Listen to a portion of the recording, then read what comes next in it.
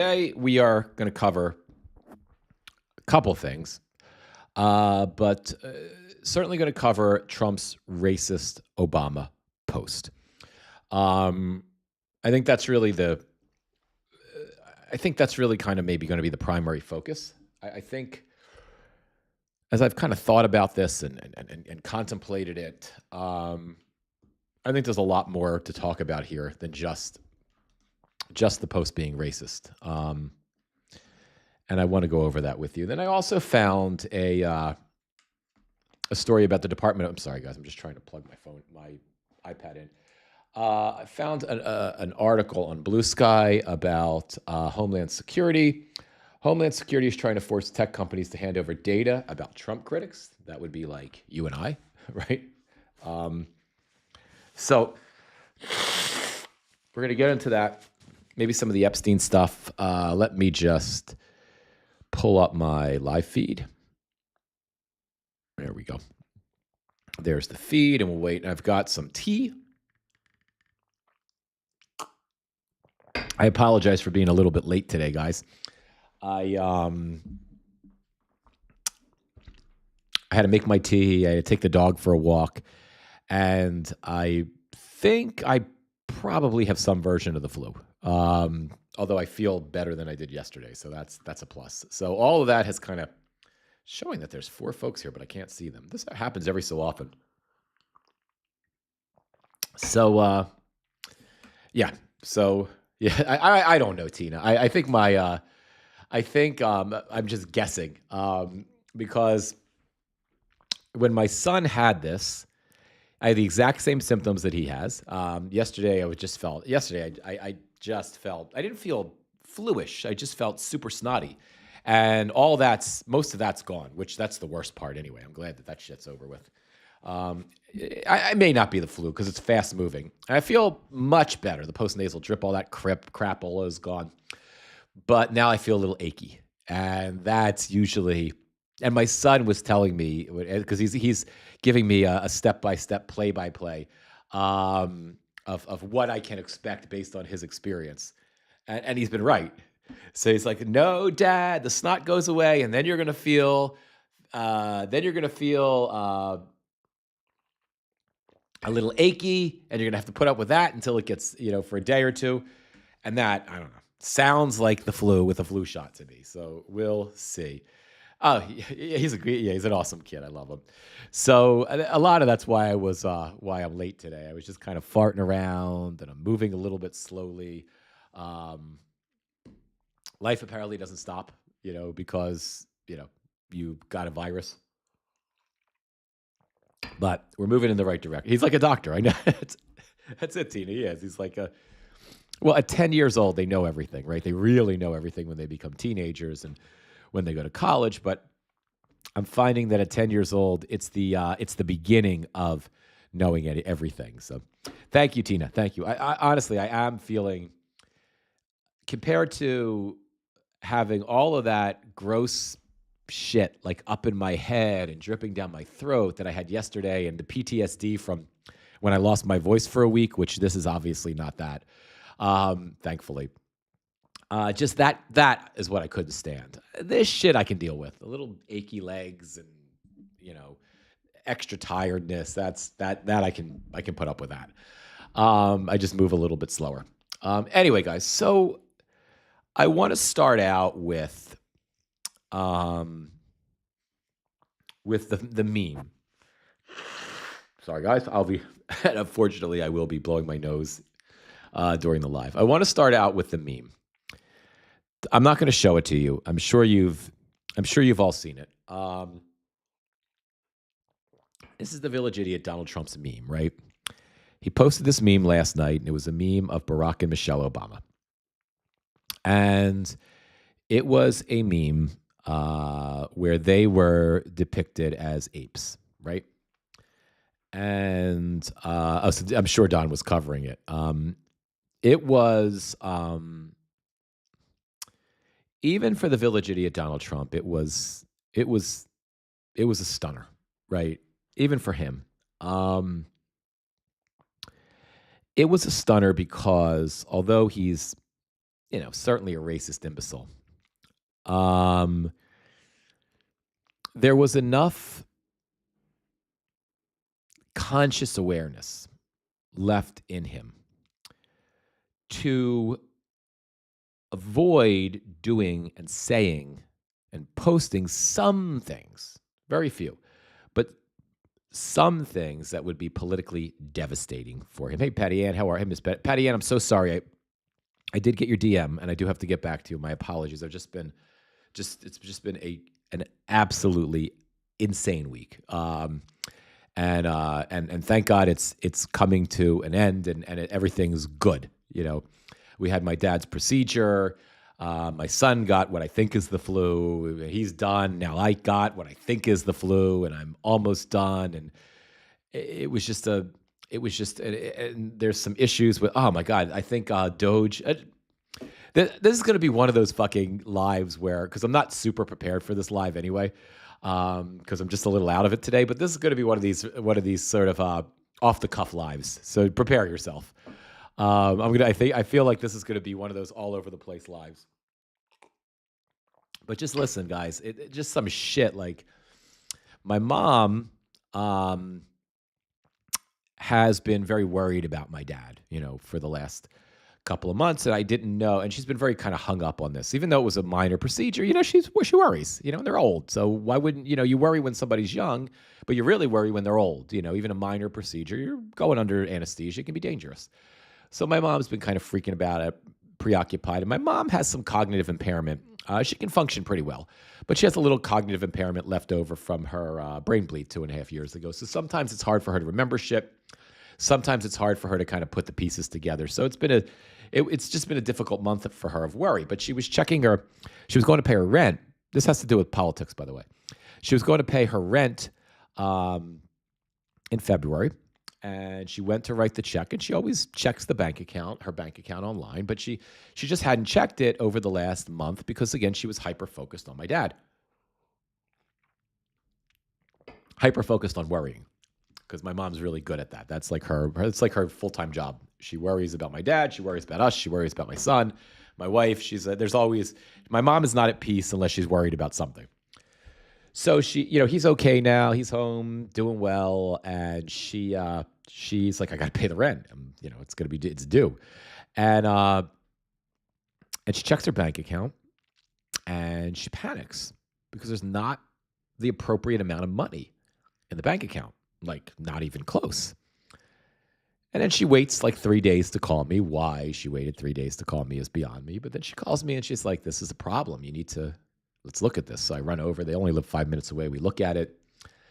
And my dad used to work for the government. He was he was in the military when he was young. He was in the Navy. He did his 4 years in the Navy as a young man.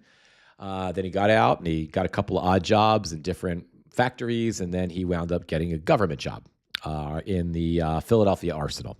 Just a blue collar job, making bullets, right? And he evolved and he grew and he became a Marine machine. He transferred over to the Philadelphia Naval Shipyard, and he really became a really, really competent Marine machinist. He used to work on U.S. aircraft carriers and battleships at the Navy Yard in Philadelphia. He would work on the antenna. His specialties were the antenna systems. So my dad would climb up like 200 feet to the antennas. He would install them. He would repair them. He would do all kinds of stuff like that. And he also had an expertise in bomb elevators. You may not know that bomb elevators are a thing. Hey, Irish Aggie, how are you? But bomb elevators are a thing. Especially on an aircraft carrier, you have these big fucking bombs that go onto the fighter jets, and they're really heavy, and they have these elevators that carry the bombs up from the lower deck to where the planes are on the flight deck. So that he was an expert in repairing and maintaining those elevators. And he also just over the years, he just learned the whole, he knows everything about aircraft carriers. And one day in New York, if you guys have been to New York, there's the Intrepid. It's a museum now. It was one of our aircraft carriers. And we've been there a couple times with him, and he just has a field day, like, especially telling my son, because my son is sort of at least unless he changes his mind, he's almost like a natural engineer now. He just loves math, and how things work and machines and especially rockets and missiles. I don't know if that's a good thing. So they just have a great time because he wants to know everything on the ship, and my dad knows everything on the ship. So I looked and my mom and I see that in their bank account, he hasn't been paid by the Office of Personnel Management, which is the department that handles retirement claims for folks who worked for the government. He didn't get his January payment, and he didn't get his February payment. January, he always gets them from between the 1st and the 3rd of the month, but neither of those direct deposits are there. And for my parents, that's really tough because they live on a fixed income, and that's their primary source of revenue.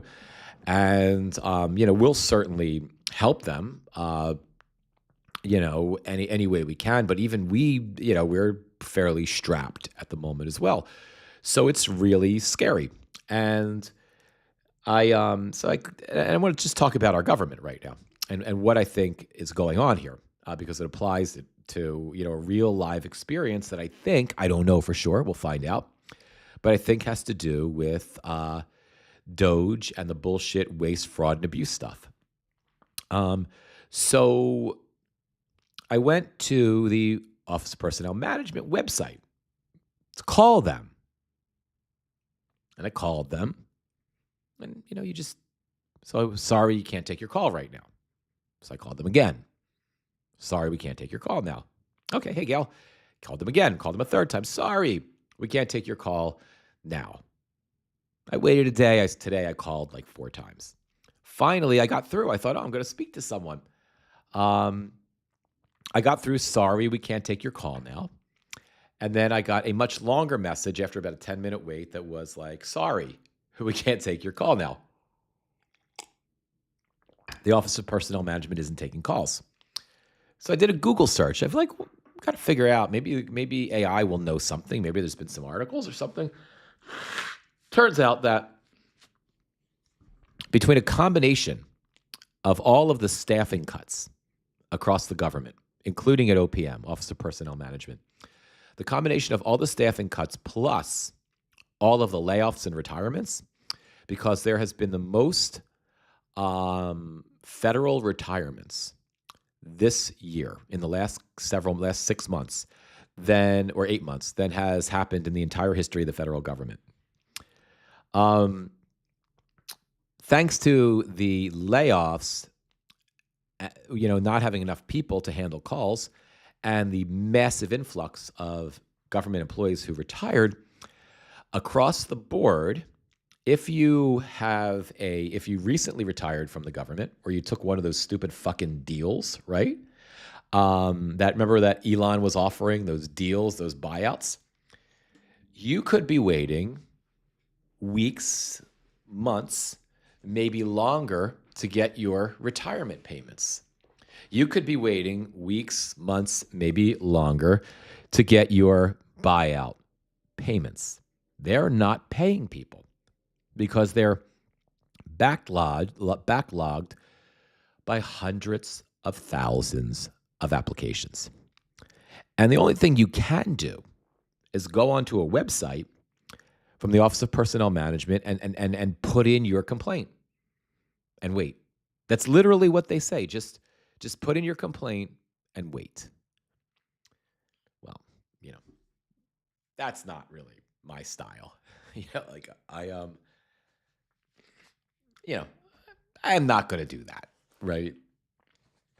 Because I could be waiting forever, and the squeaky wheel gets the grease, right? So I called, Josh Gottheimer. He's our congressman. I called Senator Booker's office and Senator Andy Kim's office, and because this is kind of what their job is, right? I got them, hopefully, all three, because I figure if all 3 offices are working on it together, and if I incessantly nag the shit out of them, which I intend to do, 2 or 3 times a day, every day. I'm always really nice, though, really polite. I like these members of Congress, so I don't have to be nasty. Anyway, but I'm always very polite. I thank them all the time. I even apologize for being a pest. and inform them that I'm going to continue to be a pest, but I'm sorry that I have to do this, but my parents can't pay their rent. Um, so we need this solved. Now, I expect that in my dad's case, that once I get someone from a congressional office or a senatorial office to actually get in touch with OPM, I expect the solution will be as simple as, an OPM staffer, because they're being pressured by the congressman um, to shut the congressman up. An OPM staffer will just open up my dad's case and see that I'm guessing from Doge, my dad's case was marked as fraud and abuse, right? I'm guessing that's probably fraud, waste, and abuse. That's it incorrectly. And I'm guessing that it was scheduled to stop making payments at the beginning of the year. And I'm assuming that it's as simple as, tapping something with a mouse and and the checks will start flowing. I mean, they're going to have to pay him for 2 months of backlog checks, but I thought about this for a little bit, right? I thought about this, and that's it, Lacey. That's what I'm thinking about. How many retirees have no one to advocate for them? I mean, imagine if my dad was on his own, right? He's 91 years old, and again, he's a veteran.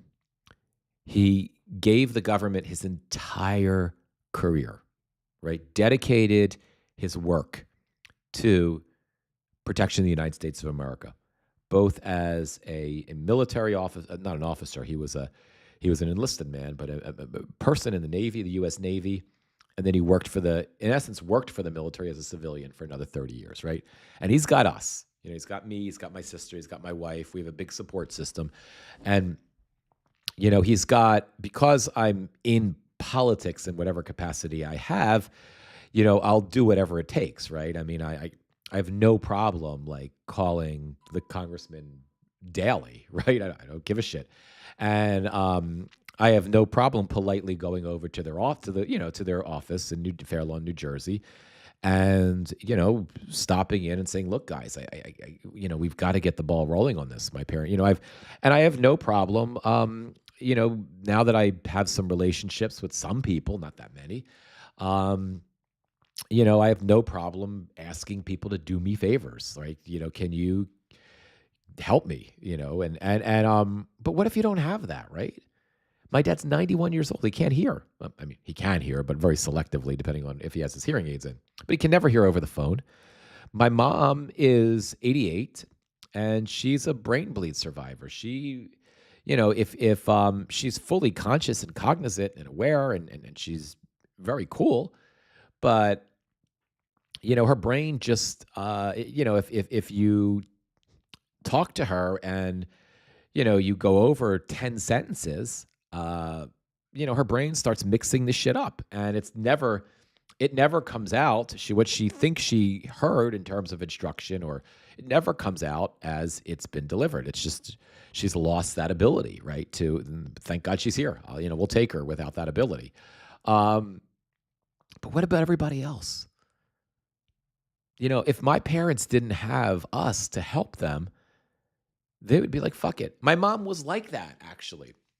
When I spoke to her this morning after I dropped, because my habit is I drop my son off to school.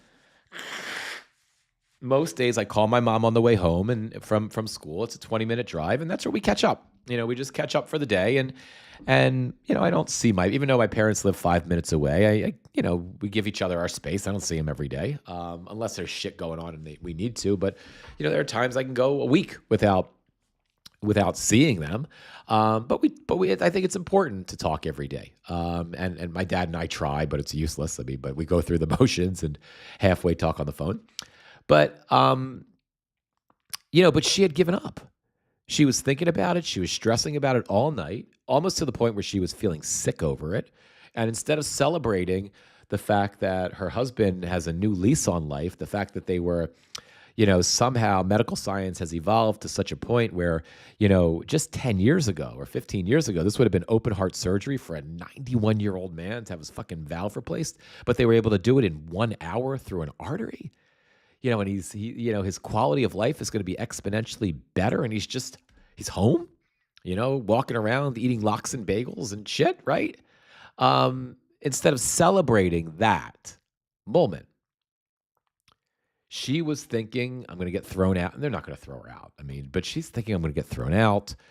I can't pay the rent. I can't, she called me Mitchell. Mitchell's busy and I can't bother. It's ridiculous with my parents cause more trouble by not telling me about shit. And then when I find out about it, having to fix it, then because they don't want to bother me. We're not going to bother Mitchell. We're not going to bother Mitch and Ritu. They're so busy, and Mitch has all these trainings, and he does this. We're not going to bother him. And then when the floor falls out from underneath them, it becomes extraordinarily more difficult to fix the mess that they found themselves in. But that's still their mindset. They want to be independent. They don't want to be helped. They want to be able to, stand on their own 2 feet. And I respect that, and I try to make sure that I give them that space. But at the same time, there's shit you can't do anymore. You reach a point where your mind and your body aren't going to cooperate. And they took care of me and my sister when we were little and when we were bigger, and even when we were grown-ups a million times when we fucked up our lives. So it's our job now, a pleasurable job, to take care of our parents, right? But my mom surrendered because she still had that mindset of, I can't do this. I don't know who to call. I don't know what to call, And my mom was actually, when I called her this morning and I had to talk her off the ledge, she was trying to figure out how they were going to pay their rent and live with $2,200 less per month. And they're on a fixed income. My mom gets Social Security. She gets a very small pension from when she worked at Macy's for years and years and years. My dad gets his Social Security and he gets his pension, and that's it. And they didn't invest wisely when they were young. They don't have, they live paycheck to paycheck, literally. So she was trying to figure out, how am I going to live paycheck to paycheck and survive? So your grandma's like that, Tina. She's 80, and I think we'll be like that, right? Thank you, Aggie. Thank you. So I talked my mom off the ledge. I went over there. I didn't want to go over there because, like I said, I think I could have the flu, and my dad just got surgery, but they were so out of control. And then they were fighting, right, because of the money. And so I put my mask on and I went over and I got the dog because the dog was over there. She's sleeping under the table now. I picked up the dog to get the dog off of their backs. But I thought about that. Like, what if they didn't have me? They would have just given up. They wouldn't chase the money down because they would feel like they couldn't. And how many people are doing that? Right? And then you juxtapose that fucking horror show, right, against the reality that this fucking imbecile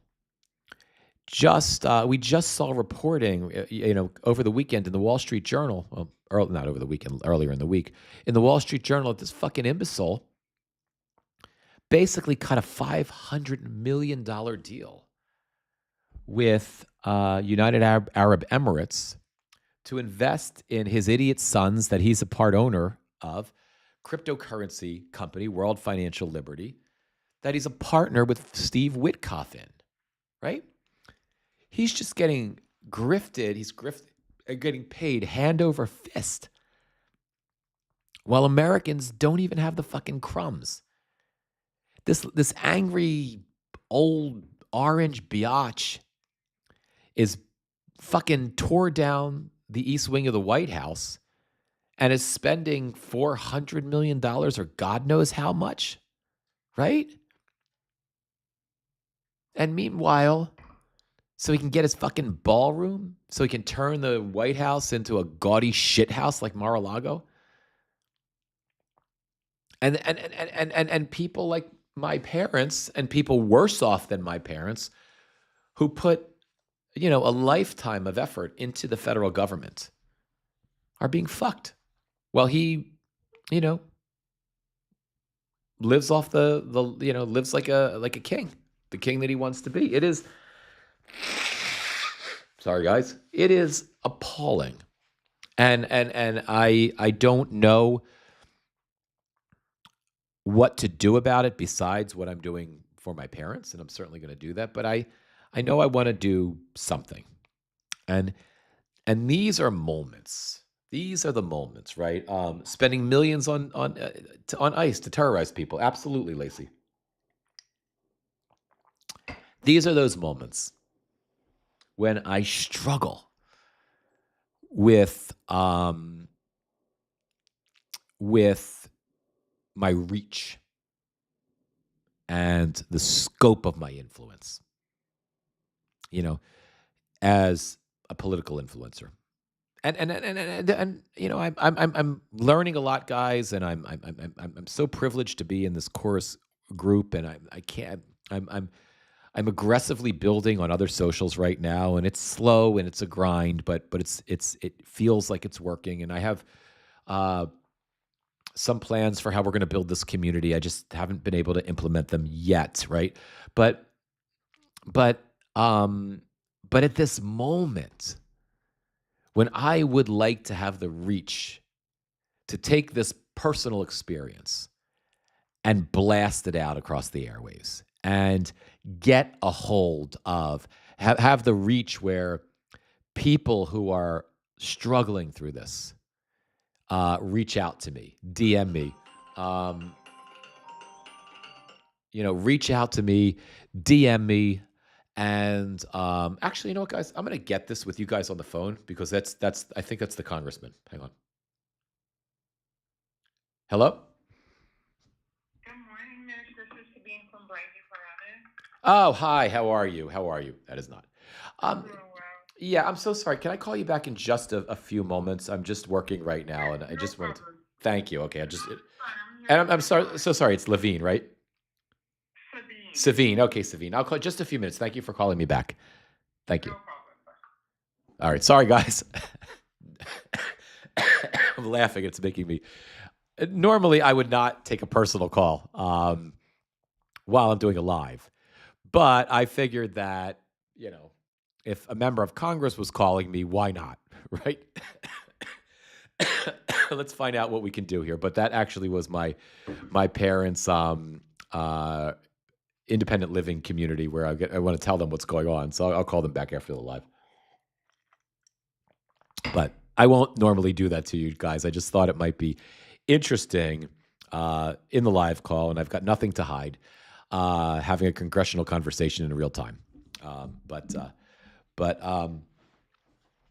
But anyway, yeah, I wish I had the reach right now, the scope and the reach to be able to get DMs in from hundreds and thousands of people that are going through this, and then to be able to make that into a story it was a story that I could push up from social into legacy media, um, and it would be a story that that investigative journalists would pick up. Like that, these moments are frustrating when I think about, like, if I had achieved the reach I want, that I could make a real difference. But we are where we are, and I am where I am, and I'm not going to complain about it. And I'll do what I can to help my parents, and I'll see if there's a way to kind of extrapolate this message out so that more folks folks that are suffering through this can reach out to me. And if you guys happen to come across anyone who is struggling with this, have them come on Substack and DM me. Because I don't know. I mean, maybe once I get once I have a good conversation with the folks in Congress with Josh Gottenheimer, or and we kind of get through this, I'm going to bring it up to them. As we're kind of working on my parents' issue, I'm going to bring up the larger issue, and that I'm an influencer, and I'll tell them about the chorus program, and that do they want to investigate this with me? That might work. Anyway, what do we got here that you guys are saying? Tina, we have a small apartment. And it's me and my husband and our daughter in a 2-bedroom apartment. My My sister's got the same thing. Small apartment. It's her husband, and their daughter. So Tina, I am an only child and a grandchild. I gave gave grandma three. I gave my grandma three. I can't tell what you. I think it might have been a typo. And she is in the hospital at the moment and doesn't want to go to a nursing home. So we're struggling with trying to see if we can find a way to bring her home with us. Oh, I hope you can do it. I know it's got to be hard in an apartment too. Um, I struggled with that also. Like, my parents are in an independent living facility and they hate it. They fucking hate it. My mom wants to get out and get an apartment. I don't know if she can handle an apartment, but she wants to. There are too many old people and too many sick people in the independent living facility that she says. So, not that she's particularly young. But anyway, so we thought we have a small house and we just could not figure out a way that we could bring my parents in here comfortably. We also have a lot of steps, so we were able to get this opportunity across the street in this independent living facility, where here in New Jersey, I think it's probably all over the country, but here in Jersey, because independent living is crazy expensive, but every apartment complex here in Jersey has to have a certain amount of moderate income and low income apartments, even the independent living places. So although it took about 2 years, they were accepted into that program, and what would have been unreachable, which is tens of thousands of dollars a year, is manageable, just barely, but it's manageable for them and us now. But it's still, I don't think it's a permanent solution because my mom hates it. So we'll see. We'll figure it out. But Tina, I hope I hope that you guys are able to do it. I hope I know it's probably impossible in the apartment, but I hope that you guys are able to find a way. I know that's so hard though, or to find in a nursing home. I can imagine why she doesn't want to go. I don't blame her. I hate to hear this. I hate to hear it, and I just it's got to work out. It's got to work out. Um, you know, it just has to. Um, I think sometimes when we are unaccepting of anything but a particular outcome, when we're so stubborn that even though we don't know how we're going to do it and we can't possibly imagine how we're going to achieve it, I have found in my life and I'm not like this with everything, but with getting my parents across the street, I was so viciously stubborn and unyielding about the fact that I was going to get them in there, or something better, that I didn't even consider. I worried that what if it doesn't happen, of course. But I just, in my, like, it's like my wife calls it, there's the science to the extent that there's any science to this. In the field of neurology, and I'm going to fuck this up, but that's okay because I know I don't get the science right.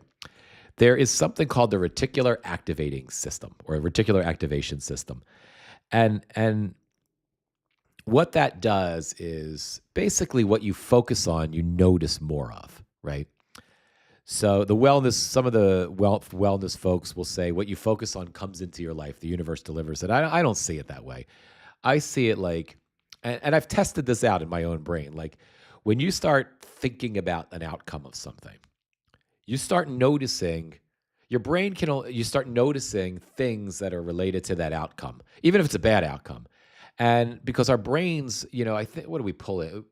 There's such a massive amounts of data that our brains pull in every moment through our senses, through our sight, sound, taste, and touch, right? There's so much to process that our brain, this reticulating, if I have reticular activating system or whatever it is, It's the filter that affords you the opportunity not to be crazy, right? You can't possibly process everything that you take in. Um, so where your attention is what you see. And I remember when my wife first told me about this, and I remember this was before Elon was crazy, before Trump was president, and I wanted a Tesla. I didn't get it; it didn't work that well, but I wanted one. And my wife is like, "All right, what do you think?" Like, because we couldn't afford a Tesla, and she's like, "Well," and we didn't get one, but anyway, she's like, "Well, what do you think?" And I was like, "We can't. I don't know how we're going to afford it." She's like, "Well, that's all you see."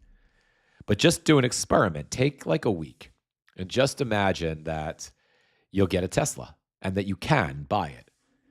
And I was like, all right, fuck it. That doesn't cost anything. I don't care.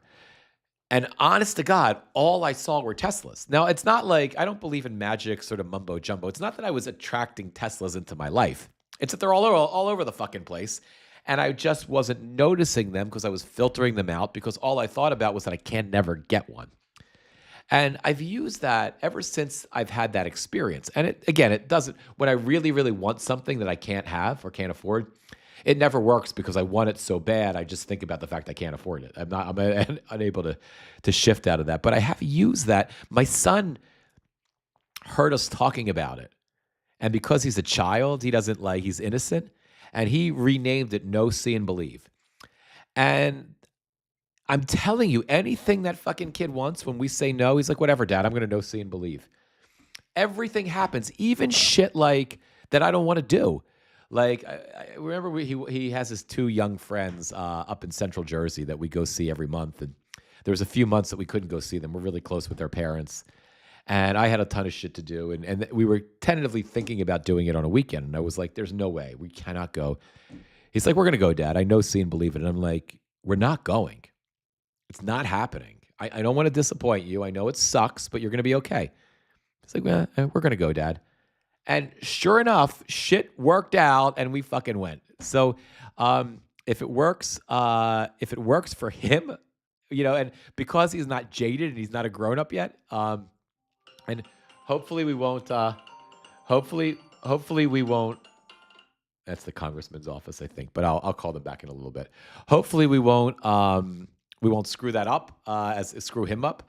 But I'm telling you, it works. So for whatever it's worth, Tina, just see her living with you guys if that's what you want, and accept nothing else. And the worst that could happen is you're disappointed, and you've got to figure something else out. But the best that could happen is somehow this shit works out, and you get her. You guys figure it. Suddenly there's an opportunity, or you notice with your reticular activating system, a 3-bedroom apartment that would be perfect. That's that somehow is magically in your price range, and you just get it. So just be open to it. You never know. All right, guys, that's enough of that. It's 12:05, and I haven't really even gotten to to the good stuff yet. Well, that was the good stuff. The next thing I want to talk about is the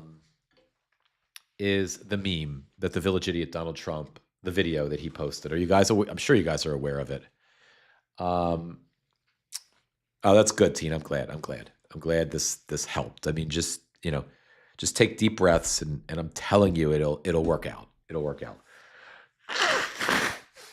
Oh, sorry, guys. This is disgusting. Oh my God. If if there is any influencer that will not lose their community, it's me. Because if I can fucking blow my nose in front of you guys when I have a cold or the flu, and it goes right in my face, and I'm not even embarrassed by it, and you guys don't run away because it's so nasty, then I am so thankful and privileged. I can't even begin to tell you, because who does this? Right? All right. But as disgusting as this is, guys, as I said earlier, I'll take it. When all this stuff that's coming out was stuck back there yesterday, I wanted to lose my mind. So I don't care if it freaking comes out. It's much better. Blow my nose all night long. I could take that. So anyway, it's disgusting about Trump, Irish Aggie. He is such a piece of shit. I do agree with you 1,000%. For those who may not, who may not be aware of what's going on, the Village Idiot posted a video of Michelle and Barack Obama as apes, as monkeys. And that's just what happened. Their faces were superimposed using Photoshop or whatever, or AI, onto apes. And, like, even for him, who we know is a feckless racist creep, right? Who we know is garbage. Even for him, it was a bridge too far. It was unthinkable. Not unthinkable for Donald Trump. Obviously not.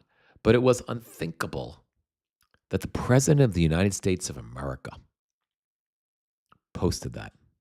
But yet it's real, right? And I was really trying to think of how to respond to this, on my live. I was thinking about on TikTok and Instagram. And I wasn't sure, right? I mean, there's my usual stuff, but I wasn't sure. And then in our chorus group, we have several influencers who are, they're Black influencers, and they focus on a lot of issues that affect the Black community, political issues that affect the Black community. And the whole group is, I've told you before, it's just a really great group. And it's a pretty honest group. Like, we've had some pretty tough conversations because what the chorus community, what they wanted to do is they wanted a very diverse group of pro-democracy influencers who aren't going to agree with on everything, on every issue, on everything. That was the intent. And it's been incredibly helpful. And one of the folks who does that person's content is, about issues facing the Black community, made the point that this is dangerous. And although we're going to speak up, that white influencers have an absolute responsibility here to speak up. Because the maniacs that Donald Trump is speaking to with that post, the white nationalists, the ICE creeps, there's no chance that they're going to hear anything that a Black influencer says, or an influencer of color, any color, says about this matter, because they see them as less than human. They dehumanize them, which is exactly what Trump did in that post. But, I mean, she made the fair point, I think, that, those of us that are white influencers, especially white males, especially, she didn't say this, but for me, white middle-aged males, I mean, a vast majority of these fucking creeps are part of that community. That although I don't associate with, I'm associated with them simply by the color of my skin and my age. And I feel like she's absolutely right. If anyone's going to speak out, if there's any chance, and I don't think they'll hear me, but as we've seen on TikTok, guys, those of you that were with me on TikTok, it's not infrequent that, I mean, it doesn't happen anymore because of the way the algorithm has shifted. But it's not infrequent, wasn't infrequent, if you guys remember, that some MAGA nut would come on there to own the lib, right? Would come on there and we'd get into it a little bit, and that usually would lead to a ban, right, or strike or something. But then there were some that we had conversations with. But the point is, they came to my space because they wanted to own me. And for many of them, when I would talk to them and I would tell them, you can still stay here as long as you don't, you're not an abject racist or misogynist, or, you don't say stuff, post stuff in this live, you can stay here, because this is the only, if you're coming here to own this lib, this is the only place you'll go where you'll hear the truth, right? You won't be able, you'll hear it nowhere else. So I feel that she has a point. I have an absolute responsibility to talk about it, and to talk about it, to my community and beyond. And as I think about it, this is the message that keeps coming into my mind. In addition to just the fact that Donald Trump is a raging racist pig, right? I feel that what he did was put a target on the back of every person of color in the country. I feel that every person of color in the country is at a bigger risk now, today, than they were yesterday, of being a victim of violence from ICE or violence from angry white men. Hang on. Sorry about that, guys. I feel that what he did was I don't think it was just a racist post. Whether intentionally or unintentionally, it was a call to action. What he said with that post to the worst of us, the worst of America, which is the ICE Gestapo. And if you want to bring that Gestapo closer to home, you could just call them the current version of the KKK, with instead of wearing hoods, they're wearing masks. And instead of only accepting white people, they'll also accept some people of color who are subservient and willing to give in to their white supremacy. For now, they'll accept them. Right? So think of it. It's a call to action to those people. And to the white supremacists who want to engage in violent behavior, I think it's also a call to action. By posting that meme, the idiot said to them, do what you want. Go out and do what you want. I got your back. I'll pardon you. You want to go and harm people of color? I'm one of you guys. That's what he's saying. I'm one of you. The worst of us, I'm one of them, the president said to all of them. He normalized what I think will be, it was such an objective display of obvious racism. You can't call it anything else. And I know the White House already tried, was already out ahead of it, saying that it had to do with the Lion King and he's the king of the jungle. And, Barack and Michelle, they're just not the kings, right? It's such a bullshit thing, right? We know chicken shit GOP senators and crazy and pretend crazy GOP members of the House, for the most part, are not going to have the courage to come out. They're going to get behind the party line. I can see Mike Johnson. I haven't heard him yet going. I can't laugh because then I cough. Going. The president was not being racist. It was just a meme. Do you understand what a meme is? The president says what he wants, and he says it the way he wants it, when he wants it. And the president can be a little crass, but he just calls it like he sees it. And the president, that was not a racist comment. You want to? I know. You want to. A lot of you want to make this into a racist situation. You play the race card, but it was just the Lion King, Hakuna fucking Matata, right? And now, I fear they've been emboldened. They've been given permission by now they don't know that local I'm sure the ICE goons don't know, and the white supremacists have no idea. I would think that local prosecutors and local district attorneys in many cities and towns are banding together to prosecute them at the local level. for crimes that they might commit. But I don't think that matters. I don't think they know about it or care about it. I think they know they're safe.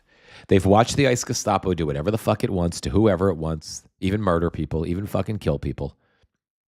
They've dehumanized migrants and thrown them into detention centers where they're treated as bad or if not worse than animals.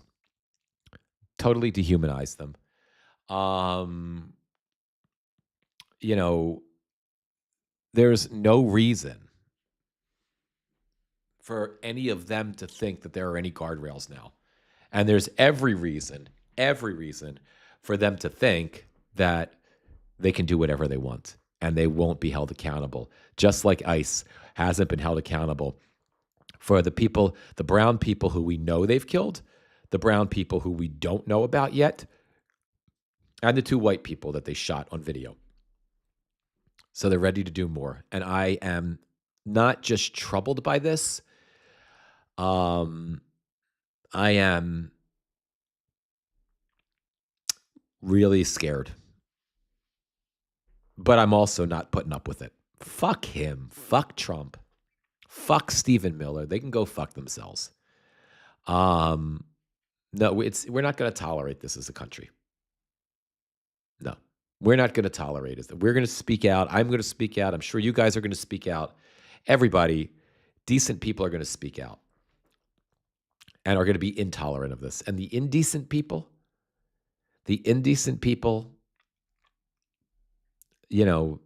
will remove most of them in the midterms from office. They'll be voted out, even in red districts. And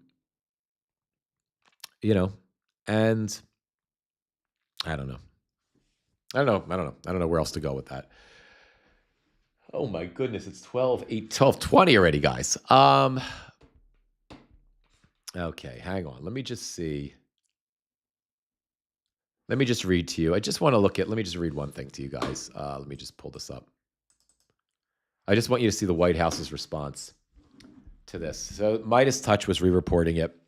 So this is what the White House said. In response to a video President Trump posted Thursday depicting the Obamas as monkeys, Press Secretary Carolyn Leavitt said to Politico, "This is a form of internet meme video depicting President Trump as the king of the jungle and Democrats as characters from The Lion King.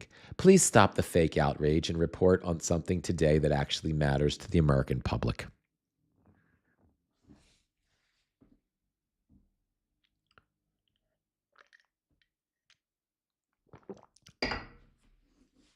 I don't even need to say anything, right? Sorry, guys. I don't even need to say anything. It speaks for itself. Okay, guys. So I think what I'm going to do on that depressing note, well, let me just give you something to smile about. Let's play the Smurfs song in honor of the House Oversight Committee.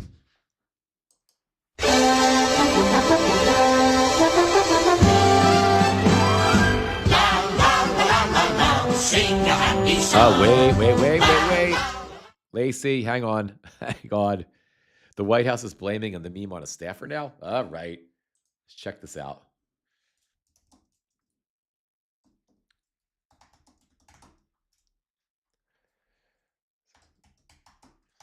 Trump. Let's see if I can find it. Where'd you see it at, Lacey? Do you know? Do you know where you saw the reporting about that?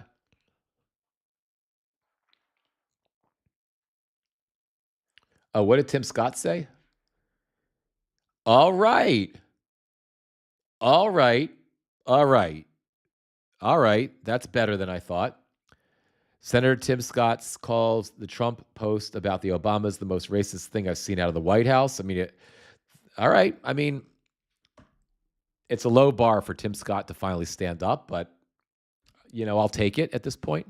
Oh, hang on. Let me fix this up so you guys can't see this. Hold on, guys. Let me fix this up so you can see the actual reporting. There we go. And there we go. And let's make this a little bit bigger. Nope, that's not going to work. There we go. This is WIS 10. Columbia, South Carolina. Senator Tim Scott is among those condemning the racist social media post by President Donald Trump featuring former President Barack Obama and First Lady Michelle Obama. Sorry, I didn't mean to say Melania. The clip, seen at the end of a video posted on Trump's Truth social account late Thursday about voting machines, depicted the Obamas as apes in what appears to be an AI parody of the Disney film The Lion King. The depiction is a centuries-old racist trope against black people. The AP reports the frame was taken from a longer video by a conservative influencer. Scott, the only black Republican in the United States Senate, was among thousands outraged over the post, praying it was fake because it's the most racist thing I've seen out of this White House. The president should remove it. I mean, I think he could do better than that, but, that's about all you're going to get from him. Trump deleted? Yeah, well, it doesn't. It's already out. I'm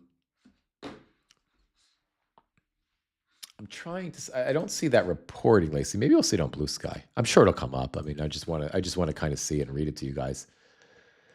I just want to see if Blue Sky's reporting it. Oliver Willis says, it's bad when even Tim Scott admits it's racist. Oh, so look, yeah, they did delete it. Here it is. Mueller, she wrote, which is Abigail Allison Gill, new. Trump has deleted the racist video he posted depicting the Obamas as monkeys after press secretary defended it, saying it was not racist, just a meme depicting Democrats as characters from The Lion King. So which is it? Thank you, Allison. Agree. Yeah, so I don't see it here, but we'll keep an eye out for it. Anyway, guys, I think I'm going to have to wrap the live. One is I got to call the congressman back, and I got to call my mom's apartment complex back. And second, I feel so much better than yesterday, but I still feel out of whack. That's why I think it's the flu. Like I feel a little achy, I'm a little cold, and then I'm a little warm, but I don't have any fever, so I don't know what that's about. But so I think I'm just going to take it easy. I'm going to make a few videos and stuff, but I'm going to kind of go off of the live for a bit and just kind of move at a little bit of a snail's pace until I have to actually pick my wife up, not my son today, from work. Which that's awesome. Thank you, Tina. I am absolutely on the mend, Tina. So by tomorrow, I hope I have a chance to go live tomorrow. We have a super busy day. Lots of errands to run, but I want to squeeze in a live. Anybody, if you guys use Instagram and you're not following me on Instagram, please, please, please, please do. I am aggressively pushing Instagram to get myself to 1,000 followers so I can extend the live out to Instagram. You need 1,000 followers. I'm also posting on Facebook and YouTube Shorts now pretty regularly. So if you're on any of those platforms, it's Mitch Ivan everywhere. MITCHEIVEN. Please follow me. I love you guys. Thank you so much for being here. Thank you for this. I think this would be a much harder day with this appalling racist shit if we didn't have this community. And I thank you. Me too. I care about all of you guys. I just so appreciate you guys. So thank you for being here today and for helping to process this obscenity that we all had to deal with and have to deal with. It makes it a little easier. I'll see you guys soon. Be well, everybody.